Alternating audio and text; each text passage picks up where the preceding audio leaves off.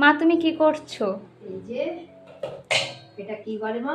White sauce pasta. হ্যাঁ, এটা আবার জান আজকে করেছে। দেখো কতটা পাস্তা বানিয়েছে আমার মেয়ে।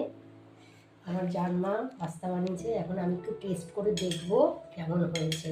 এটাতে কিভাবে করেছে একটু বলো মা। এটা প্রথমে ভেজিটেবলসগুলো যেরকম carrot, tomato, onion, garlic, chilli এগুলোকে আমি সটে করে নিয়েছিলাম ঘি দিয়ে।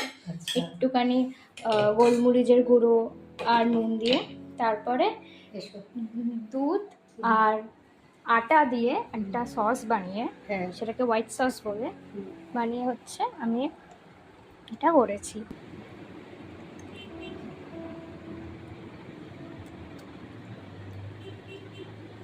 কেমন হয়েছে মা? দারুণ হয়েছে।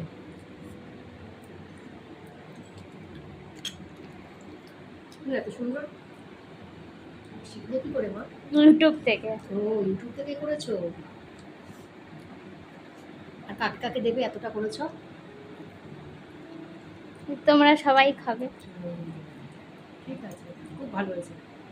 Thank you জানমা।